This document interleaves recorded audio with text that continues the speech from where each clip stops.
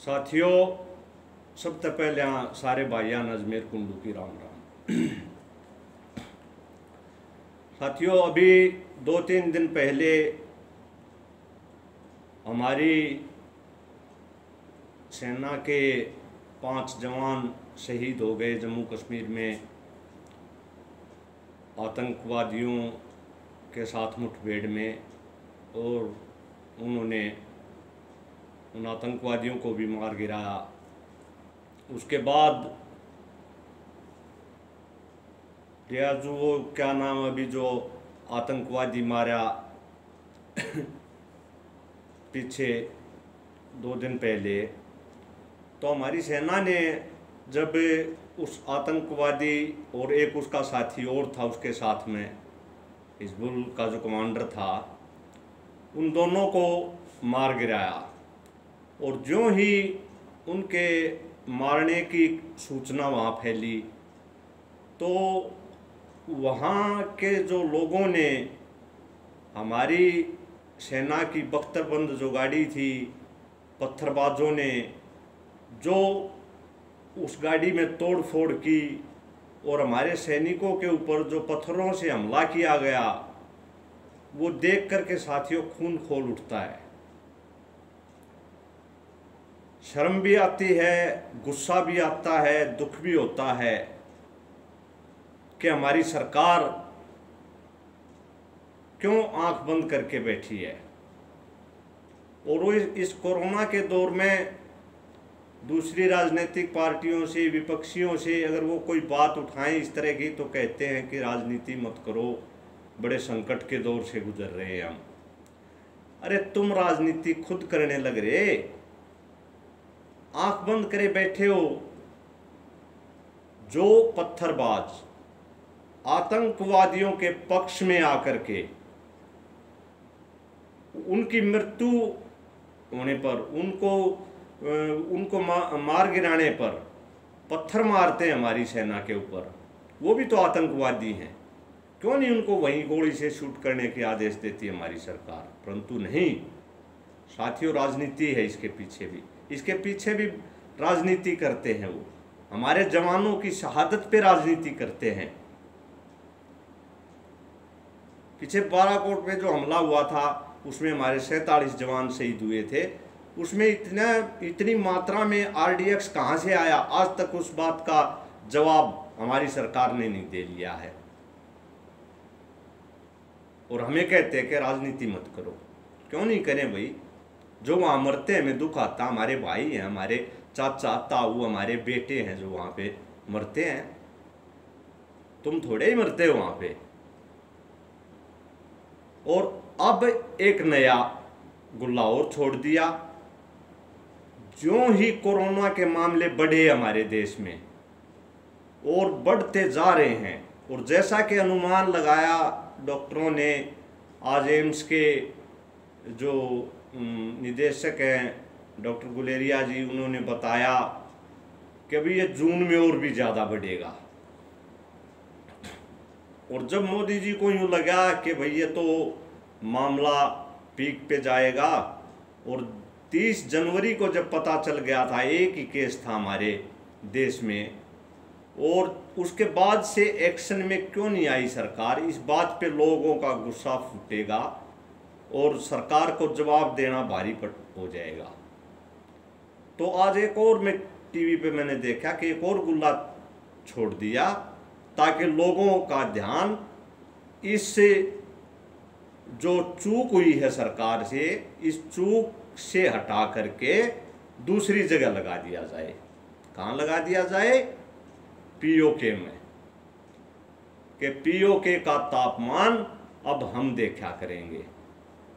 अरे वो तापमान देखने वाले जो बैरोमीटर थे वही इब तैयार हुए हैं कि इब तो पहले पीओके नहीं था, अब वो तापमान देखने वाले वो यंत्र को ना था रहे, इब तो पहले आना देखा बा पीओके का तापमान तुमने। और हमारा मीडिया कहता है कि जब से प्रधानमंत्री जी ने बिला गद्दी संभाली है तभी से बिला उनका ध्यान पीओके पे है। 6 साल लिए गद्दी संभाले तो ध्यान उनका तो आज तक पीओके अपने कब्जे में आ जाता है। पीओ हमें इस बात से यूँ नहीं है, अच्छी बात है आप पीओके को कब्जे में लो, उससे आगे भी लाहौर को भी अपने अंडर में ले लो, सारे पाकिस्तान पे कब्जा कर लो, अच्छी बात है हमारे लिए, हम उस बात से। परंतु हमारे सैनिकों की शहादत का मजाक तो मत बनाओ, उनको मिलना तो चाहिए मान सम्मान, वहाँ के लोगों ने सम्मानित करना चाहिए उनको कि आप लोग हमारी सुरक्षा कर रहे हैं, और बदले में क्या मिल रहे हैं, बदले में जूते और पत्थर फेंके जा रहे हैं उन लोगों पे। और ये लोग देशभक्ति की बात करते हैं, फाइल फोटो दिखा रहे थे लोकसभा का, हमारे वो गृह मंत्री जी का बयान था, अमित शाह का, कुर्त्या मत लकड़न न हो रहा, हम भला मर जाएंगे, 1 इंच को भी नहीं छोड़ेंगे, फलान है तेरा क्या, हम मरनिया के तो घर बहुत दूर है ना, कड़ा मर जाएगा तू, तेरा में दम है तो मोदी जी से मैं आग्रह करता हूँ कि इनको बना के भेज दो वहाँ पे का राज्यपाल, 6 महीने जाने पिट जा। टाइम टू टाइम हमारी जो मूलभूत जरूरतें हैं उनसे ध्यान भटकाने के लिए इतने शातिर हैं ये लोग कि कोई ना कोई गुल्ला छोड़ते ही रहते हैं।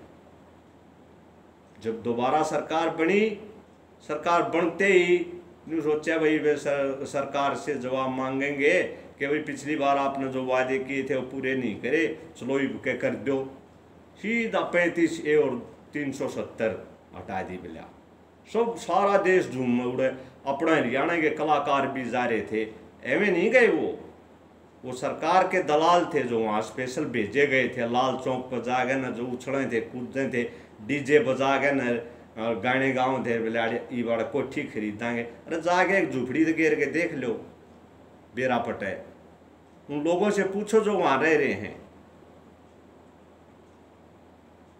कितनी यातनाएं भुगत रहे हैं वो लोग। परंतु दोनों तरह के हैं वहाँ, वो लोग भी हैं जो पीड़ित हैं और वो लोग भी हैं जो आतंकवाद का समर्थन करते हैं। मैं ये कहता हूँ कि आरएसएस वाले हैं ये हमारे साथी, बहुत बड़ी देशभक्ति की बात करते हैं, अपने जो वो कैंप लगते हैं इनके, उसमें लाठी चलाना सिखाते हैं, किसके लिए, किसको मारने के लिए सिखाते हैं वो लाठियाँ।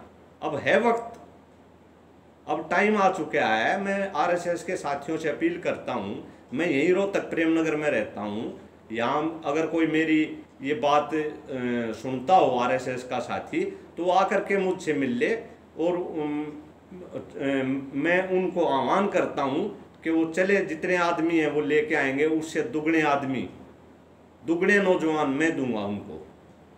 कश्मीर में जाएं, जम्मू कश्मीर में, और उन लोगों को रगड़ के रख दें जो हमारे सैनिकों पे पत्थर फेंकते हैं। और लड़के कोई बाहर के नहीं दूंगा, सबसे आगे अपने बेटे मेरे अपने बेटे होंगे, उनके पीछे और उनके यार दोस्त और जो भी हैं, अगर वो 50 जाएंगे तो मैं 100 लड़के दूंगा उनको वहां जाने के लिए।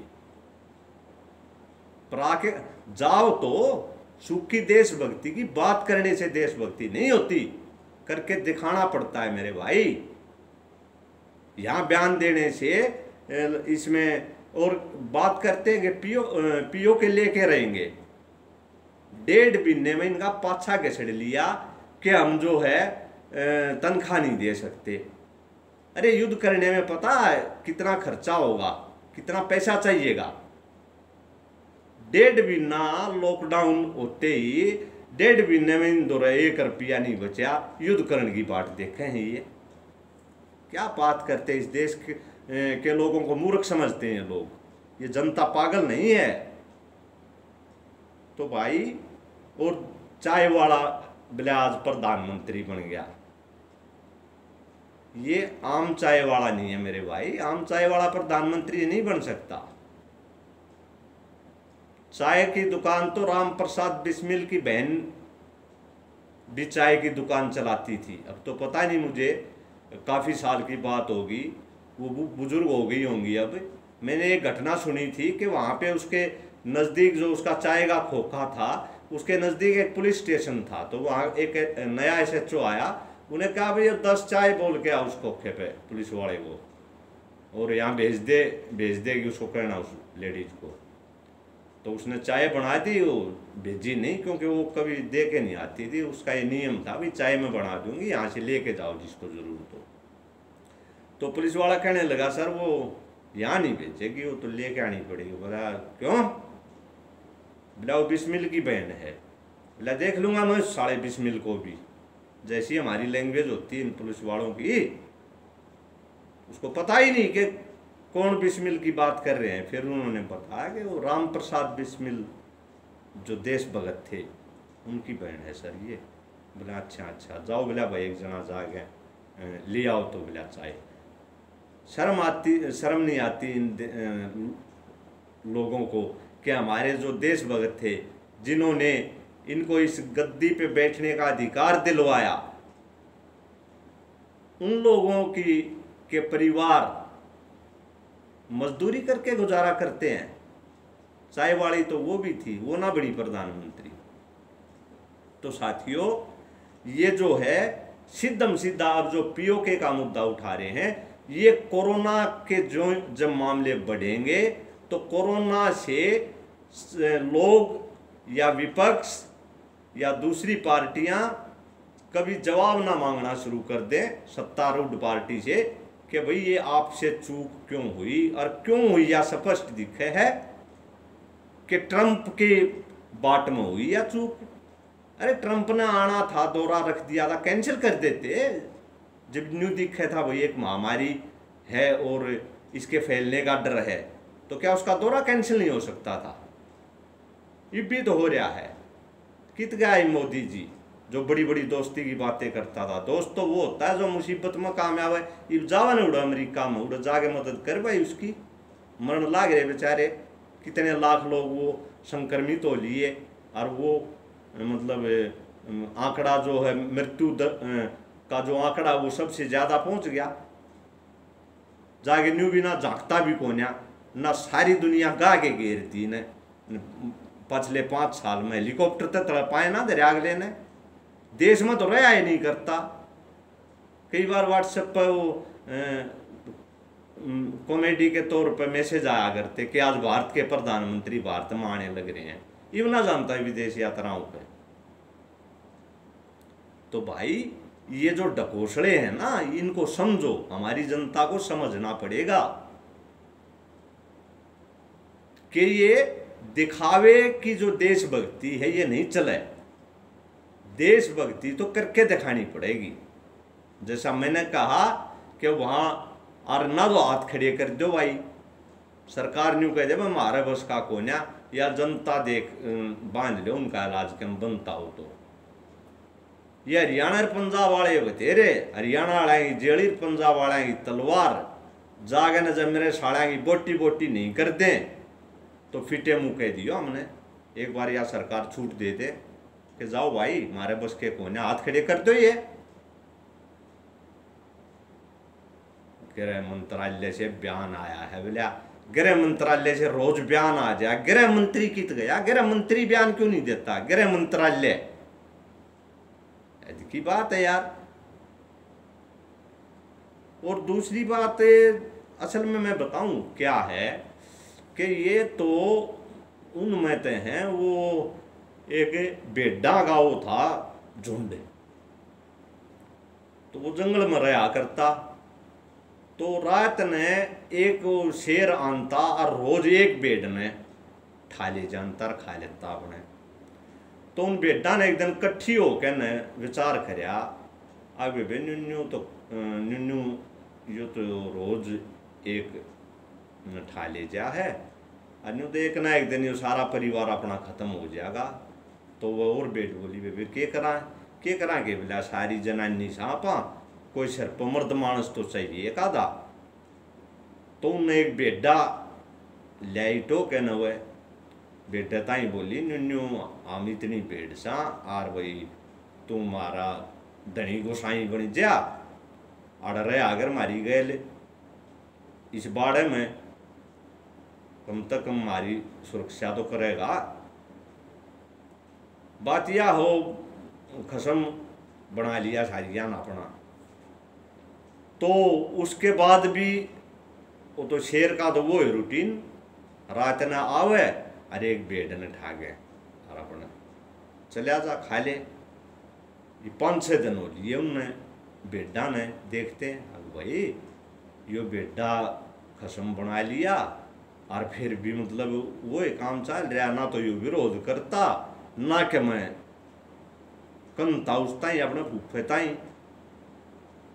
वो नहीं बोले एक दिन बोला जाए रोए, बोला हाँ, बोला तू किसा खसम से हमारा यो शेर रोज आवर एक बेड नहीं बिठा ले जा है। जब वो बेटा ने बोला मैं तो रही यहाँ खसम सू, बोला तो भाई ये तो रही यहाँ खसम से सुरक्षा को ना कर सकते, ये तो जो बचेंगे ना उन पर राज करेंगे, ये जनता ने बचा नहीं सकते। आरएसएस के साथियों से मैं एक सवाल करता हूं कि वो जो लाठी पटा चलाना जो सिखाते हैं वो किसके लिए दे रहे हैं, वो ट्रेनिंग वो क्या आपस में गृह युद्ध करवाना चाहते हैं क्या, कि आपस में मार अपने भाइयों का सिर फोड़न खातिर वह ट्रेनिंग है क्या? ईब दिखाओ उड़ा लाठी की ताकत पता चले। तो भाई ये फौजियों का जो बेइज्जती जो होने लग रही है या बिल्कुल सहन नहीं होगी। मैं सरकार से आग्रह करता हूं कि तुरंत इस पे कोई ना कोई निर्णय ले, नहीं तो हम खुल करके इसका विरोध करेंगे और फिर इसकी जवाबदेही सरकार की होगी। अब आ जाते हैं अपने हरियाणा के उस पे। हरियाणा में शराबबंदी सॉरी ये जो लॉकडाउन जो होया, लॉकडाउन में 1.5 महीना मैंने पहले भी बताया, 1.5 महीना मुश्किल तय होया होगा लॉकडाउन में। किलकी मारन लाग गए खट्टर साहब, आमदनी नहीं आई, कोई पैसा नहीं है, तनख्वाह कहाँ से देंगे, ठेके खोलने पड़ेंगे। ठेके खोल दिए, खूब आमदनी हुई, खूब रुपया आने लग गए, परंतु यो जहर क्या कहना रुपये कमाए जा सकें कि वो क्या कमाई का और कोई जरिया नहीं है सरकार के पास, शराब के अलावा कोई अल्टरनेट नहीं है। और अगर नहीं है तो इस जनता ने क्या कसूर कर रखा है, जनता ने क्यों प्या हो? सबसे पहले अपने ऊपर लागू करो भाई, पूरे मंत्रिमंडल पर लागू करो, पूरी सरकार पर लागू करो। हरियाणा सरकार में जितने मंत्री और मुख्यमंत्री सारे लियावें खरीद एक एक पेटी, चाहे को पींदा हो चाहे ना पींदा हो, ना पींदा हो तो पीनी पड़ेगी अर्थव्यवस्था सुधारण खातिर। आर्थिक हालात अगर बिगड़ रहे हैं वो लेन पर दारू तय आवे हैं तो बस दारू पीनी पड़ेगी फिर तो। और खट्टर साहब का तो भाई एक पौवा भीतर जान दिए पेड़िया में इसे डाल उतरता होगा, जो करो ताराला बांदर होया करता ना पहले। हम तो शहर में जा करते, हम छोटे छोटे थे तो एक और बेड्या वाला तार सा होया करता और उसमें नीचे एक पुरोड़ी ही एक बांदर लटका दिया यार, नीचे एक पुरोड़ी ही हुआ थी, उस पुरोड़ी ही ने ऊपर दिखाते ना वो तो बांदर ऊपर चला जाता और तला आता तो चक्री काटता आया करता। तो खट्टर साहब तो भाई एक पौवा लागती है पड़काल में ताराला बांदर की डाला होंगे, और अपने विद साहब हैं ये उठ जाएंगे एक अद्दे में और अद्धा उठ पीन दिए न्यू भंगड़ा ही साग पावेंगे आगे न्यू जम के ने, मनोरंजन भी खूब होगा। दादा गौतम वर्गे भी पौवा जाया पाचे, दादा गौतम की भी जीव न्यू इसे डाला अंडेगी मुंह में जनू पिटारे में ना गंड्या रहे। तो भाई साथियों मेरा कहने का मतलब ये है कि भाई सरकार ने ऐसे काम पे ध्यान देना चाहिए जिससे हमारी आमदनी बढ़े, जिससे टैक्स आवे, बजाय इस जहर के। और साथियों एक और ख़ास बात आज लास्ट एक रागनी भी सुनाऊंगा मैं उससे जुड़ी हुई एक बात मैं करना चाहता हूँ कि देख भी लिया होगा इस आप लोगों ने भी कि पैसा कहाँ से आता है। पैसे 3 जगह से आते हैं और कोई रुका ना लागते है। अरना को मशीन ही सी आग हमारा दो मशीन हो हम कितने रुपये छाप जा, नहीं ऐसा नहीं होता। हम बालक थे जब न्यूज़ सोचे आ रहे थे बस सरकार दौर तो मशीन है कितने नोट छाप लो, ये ऐसा नहीं होता। जो थोड़ा बहुत ज्ञान होया तो पता चला भी ऐसे नहीं होता। पैसा 3 जगह से पैदा होता है, खेत, कारखाने और खान। खान जहाँ से सोना चांदी लोहा तांबा अबरक कोयला ये जो निकलती है, और ये 3 जगह पे 2 वर्ग काम करते हैं, खेत में किसान और कारखाने और खान में मजदूर। तो इसका सीधा सा मतलब पैसा जो आता है वो इन 3 जगह से आता है। पैसा जो इन 3 जगह पे जो काम करते हैं वो 2 ही वर्ग हैं, किसान और मजदूर। और वो ये दोनों वर्ग कति तली में ला रखे हैं। तो जो इस देश की अर्थव्यवस्था को चलाते हैं वह लोग भूखे मरन लाग रहे हैं। आज कोई भी किसान बिना कर्जे का नहीं है। मजदूरों की हालत देख लो। जो मजदूर 10-10 हजार के जूते बनाता है उसके पैर में टूटी हुई चप्पल मिलेगी आपने। जो 10-10 हजार का सूट तैयार करता है, कपड़ा तैयार करता है, उसके ऊपर फटी हुई बंडी एक बाजी ने कमरी ही बोल लिया उसके तन पर वो मिलेगी। एक मजदूर, एक मिस्त्री जिसने 50-50 मंजिली इमारतें खड़ी करके इस देश की शोभा बढ़ाई है, उसके घर जाके देख लो छप्पर में गुजारा लाग रहा है करन। एक किसान जो दिन रात मेहनत करता है, जिसकी 7 पीढ़ी खेता में खपगी, आज भी कर्जे में है वो। क्यों?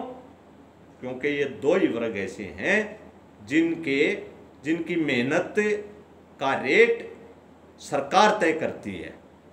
इसके अलावा जितने भी उद्योगपति हैं, आप ये तो देखने की बात है, आप देख लो जो भी उद्योगपति है, जो जूता जो कंपनी बनाती है वो कंपनी रेट तय करेगी कि हमारा जूता इतने में तैयार हुआ है, हम इतने में बेचेंगे। कपड़ा बनाने वाले उद्योग अपने कपड़े का रेट वो तय करेगा, परंतु किसान जो अपनी फसल पैदा करता है उसको ये अधिकार नहीं है कि वो न्यू कह जाए भाई मेरी फसल इतने में तैयार हुई है मैं इतने में बेचूंगा ना। वह उसका रेट या सरकार तय करेगी। तो भाई ये बहुत बड़ी रोड है और हमने जात पात धर्म पे बांट के नहीं ये लोग और हमारा फायदा उठा रहे हैं। इसलिए आप लोगों को जागरूक होना पड़ेगा। और एक किसान और मजदूर के ऊपर डॉक्टर रणबीर सिंह दहिया की लिखी हुई अंत में मैं एक रागनी पेश करना चाहता हूँ आपके सामने। रे किसान मजदूर तैयारी कर लो, यो रास्ता बिना लड़ाई को न्या। ये दान पीट दिया क्यों मारा, इबे होती कति समाई को न्या। किसान मजदूर तैयारी कर लो, रास्ता बिना लड़ाई को न्या। दान पीट दिया क्यों मारा, इबे होती कति समाई को न्या। किसान मजदूर तैयारी कर लो, सुधा खोरायो बैरी चढ़ गया क्यों आती हमने जाग नहीं। जो चिंगारी दबी हुई से या बन जाती क्यों आग नहीं, बैठ कर वहाँ ताश खेलते मारे जिसा नर बाग नहीं, जात पात पे बांट दे हमने इनते जहरी नाग नहीं, ये खूनी कीड़े खान लागे रे, खूनी कीड़े खान लागे रे, क्यों देता कति दिखाई कोन्या, दान पीट दिया क्यों मारा इबे, होती कति समाई कोन्या, किसान मजदूरे तैयारी कर लो, यो रास्ता बिना लड़ाई कोन्या, भाई कड़ तोड़ेगी महंगाई मारी, दूध डोल में गल गया रे, शरबी मारा मारी ये जूती, टोटे का दीवा बड़े गया रे, कड़ तोड़ेगी महंगाई मारी, दूध डोल में गल गया रे, शरबी मारा मारी ये जूती, टोटे का दीवा बड़े गया रे, अमेरिका मारा खून चूस के सांड में रखना पड़े गया रे, मारी जवानी होगी बासी नू, मेरा कालजा जल गया रे, अगली पीढ़ी गाल बकेगी, अगली पीढ़ी गाल बकेगी, जे तस्वीर नई बनाई कोन्या,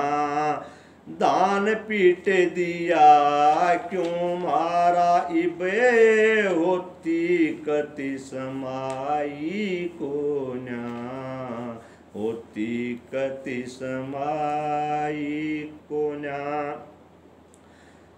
भारत का किसान मरायो, मुश्किल हिंदुस्तान बचे, WTO बंदूक ताणेरा, नहीं खेत खलिहान बचे, बिन खेती उद्योग किसा, उद्योग बिना ना इंसान बचे, बिन बिजली पानी के भाइयो, मुश्किल मरा किसान बचे, अपने पाया पे खड़ा हो जा तू, अपने पाया पे खड़ा हो जा, क्यों तो ही इसी राही कोन्या,